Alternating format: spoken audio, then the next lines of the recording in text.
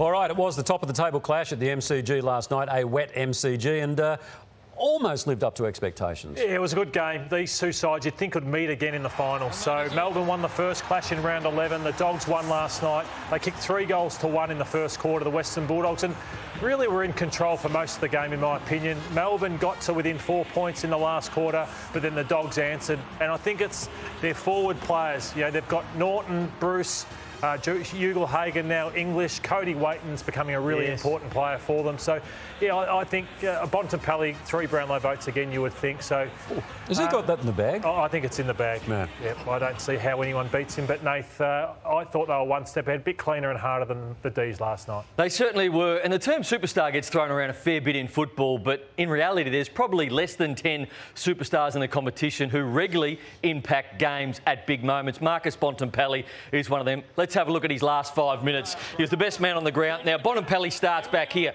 He has to look. There's 5 Melbourne players there. So he realises he's no impact to get this footy in here. So he sits out, thinks the dangerous space is out here, eventually gets this one. If he went in to try and get that football, he's not going to get it. He's a smart player, puts himself in the right position. Again, he trusts his teammates to win this footy here. There's English and also McRae. Now, Bontempelli's going, where's the dangerous space? I'm going to go out. The ball spills free. Now it's my opportunity to hit the ball running, and he gets it into Jamal Ugle-Hagan, who kicks a goal. They're back-to-back goals. This one gets the footy out again to McRae. They go forward from this kick. They kick a goal through Mitch Hannon. So that's 3 goals in 4 minutes. And then this one. The game's pretty much ice, but this is Marcus Bontempelli impacting games. This is Bontempelli right here with Neil Bullen. So this is where they are here. The ball goes across the outer side. This is where we pick it up. Marcus Bontempelli again comes in from the side, fists it away, won the game. Marcus Bontempelli. He was brilliant. He's a superstar. 1 minute 15. Not bad. You're 45 seconds. But well done, Nate, there. I tell you what was good last night. We love our hangers in our game, don't we? We love big marks. And Cody Waitman got up high. And so did the commentator, James Brayshaw. Floats it in the Gawn direction. Waitman! What about that climb? Tiny little man just sat on Max's head. It was a great grab. It was a good grab. It was wet, it was slippery. Look at that. Well done, Cody. That is a great mark. And it was over Max Gawn. So who did get higher? James's voice? Or Cody?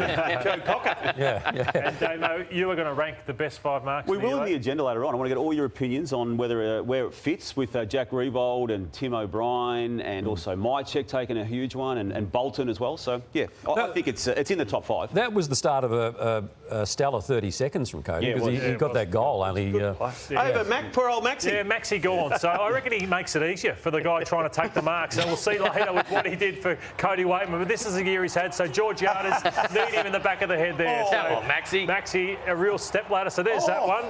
That was in round 17. See how he's leaning. Yeah, he was leaning over. This one was from last year, Liam Ryan, which sat on Maxie again.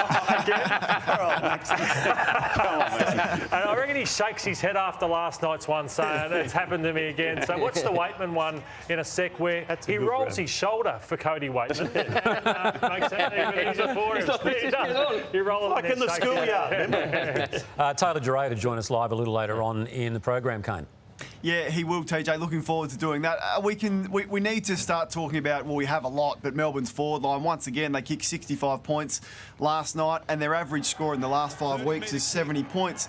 Now, you can have the best structures, you can have the best game plan, the best coaching, but if you don't have the talent on your list, then it's going to be difficult to win the premiership. Do Melbourne have enough talent in their forward mix, in their forward 50, to win the premiership? Ben Brown was okay last night, McDonald, Fritsch, Jackson, who's hardly touched it for the last 5 weeks and only had 2 kicks last night. He's kicked 2 goals in the last 5 weeks. And Pickett, I've got concerns whether there is enough talent in the forward line to win this year's premiership. And this scoring issue is one that continues to hamper them.